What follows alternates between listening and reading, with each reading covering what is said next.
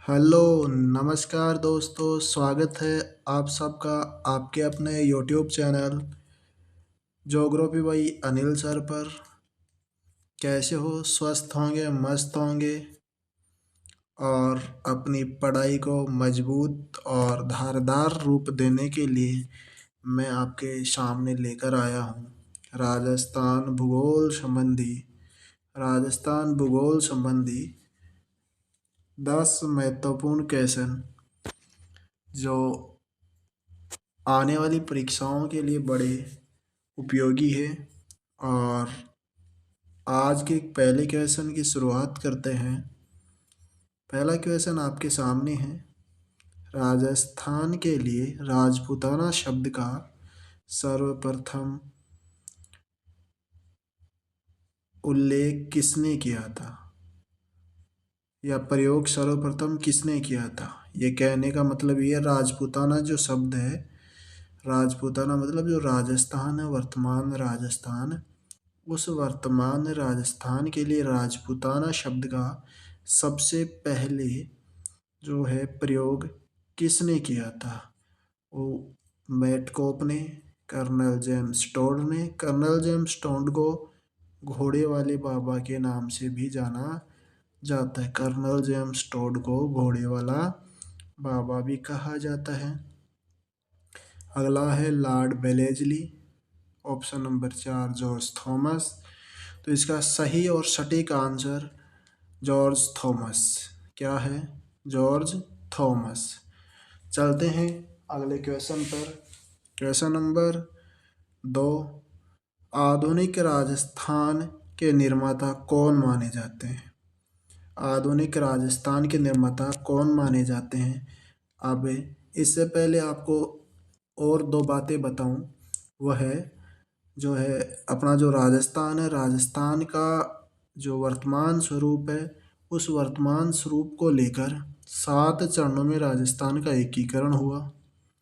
और एकीकरण के बाद 1 नवंबर 1956 को राजस्थान 1 नवंबर 1956 को 1 नवंबर 1956 को राजस्थान का अंतिम और 7वां चरण संपन्न हुआ। प्रथम चरण की जब शुरुआत है, प्रथम चरण की शुरुआत 18 मार्च 1948 को हुई और टोटल 7 चरणों में एकीकरण की प्रक्रिया पूर्ण हुई। तो इसका आंसर है answer number 4 Mohanlal Sukhadia. Mohanlal Sukhadia is that right answer. Question number अगला है, वो है क्वेश्चन नंबर 3।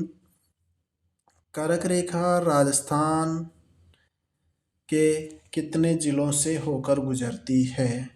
कर्क रेखा राजस्थान के कितने जिलों से होकर गुजरती है?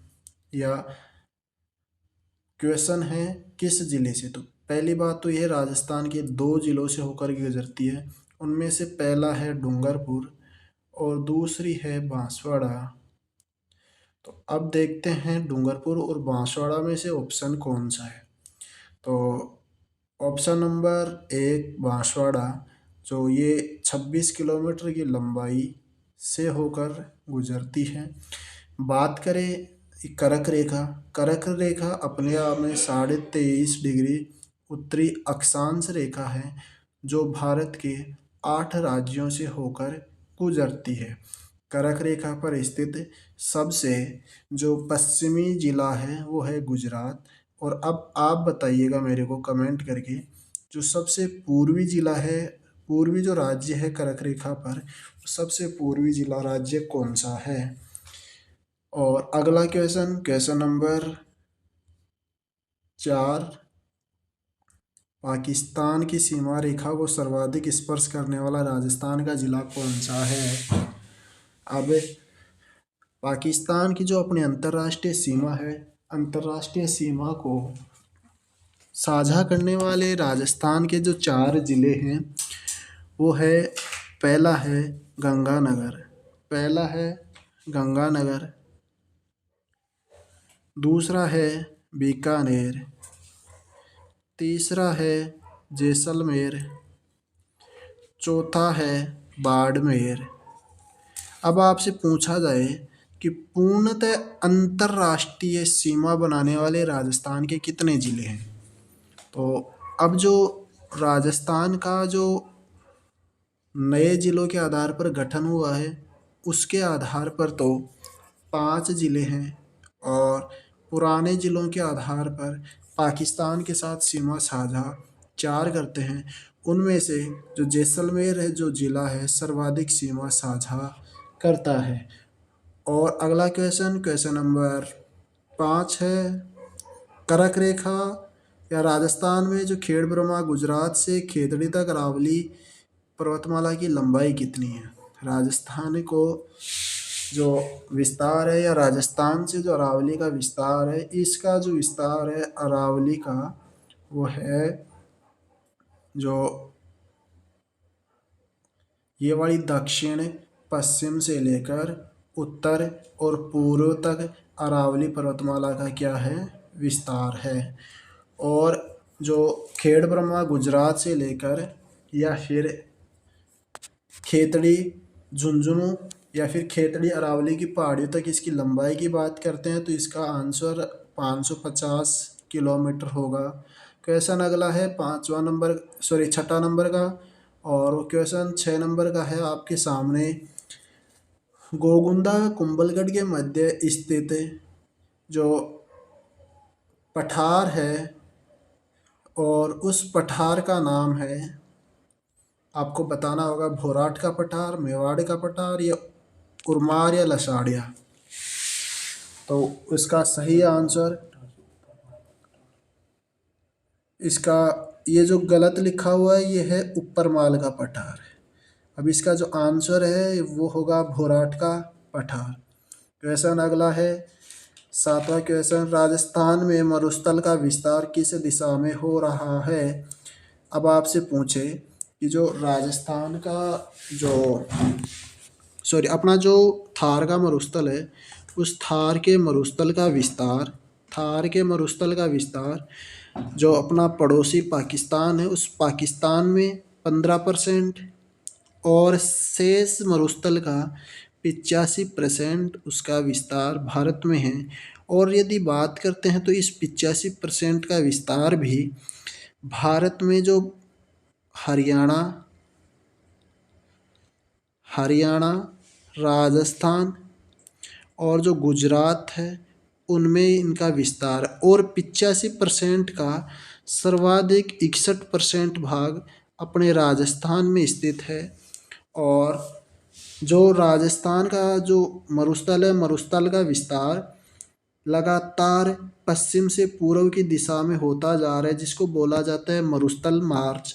तो इसका सही आंसर है पश्चिम से पूर्व की ओर राजस्थान का जो मरुस्थल है उसका क्या हो रहा है, विस्तार होता जा रहा है।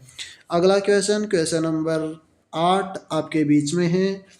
कौन सी वर्षा रेखा थार के मरुस्थल को 2 भागों में विभाजित करती है। 25 सेंटीमीटर। इसको मैं यदि ये भी लिख दूं कि 250 mm वर्षा रेखा, या फिर लिखूं 100 mm वर्षा रेखा, फिर 500 mm वर्षा रेखा और फिर 1000 mm वर्षा रेखा, तो इसका जो सही आंसर होगा, सही आंसर है 25 सेंटीमीटर वर्षा रेखा, या मैं कहूँ 50 mm जो रेखा है वो, या 250 mm रेखा है वो थार के मरुस्थल को 2 भागों में क्या करती है, बांटती है।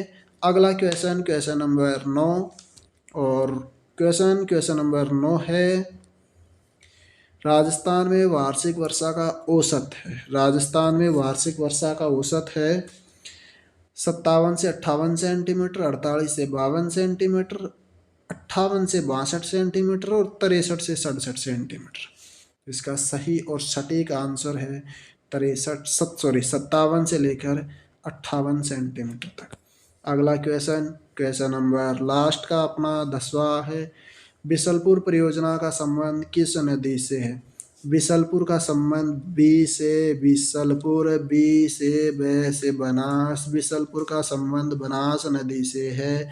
और बिसलपुर बांध को बोला जाता है, ये पहली बात तो टोंक में स्थित है, और ये जो बनास नदी है, बनास नदी पर बना हुआ बांध है। और इसको राजस्थान का जो जयपुर या राजधानी जो जयपुर है, उस राजधानी की भी जीवन रेखा बोला जाता है। अब जो है अपन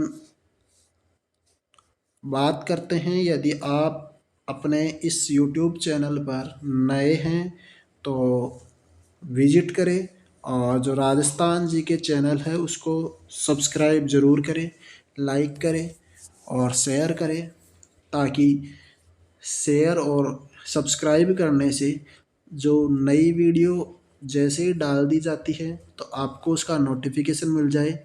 इसलिए आप चैनल को लाइक करें, शेयर करें, सब्सक्राइब करना ना भूलें। Thank you. राम राम। जय हिंद। जय जवान। जय किसान।